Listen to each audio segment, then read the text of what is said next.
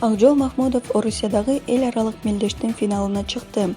Кыргызстандын грек-рим күрөшүнүн балбаны Акжол Махмудов Орусиянын Новокузнецк шаарында өтүп жаткан эл аралык мелдештин финалына чыкты. Бул тууралуу машыктыруучу Шухрат Ушуров Маралга билдирди. 77 кг салмакта күч сынашып жаткан Акжол Махмудов финалда дагы бир кыргызстандык балбан Кайрат Тугулбаев менен күч сынашат.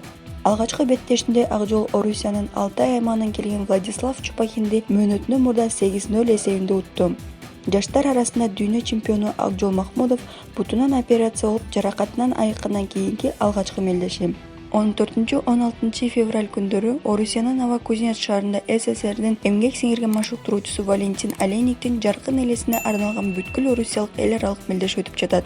Ага Кыргызстандын 10 балбаны Балбай Дордоков, Калы Сулайманов, Рустам Теишев, Халмурат Ибрагимов, Эрбол Бакиров, Кайрат Тугулбаев, Акжол Махмудов, Атабек Азизбеков, Үзүр Жусупов жана Мурат Романов барышкан.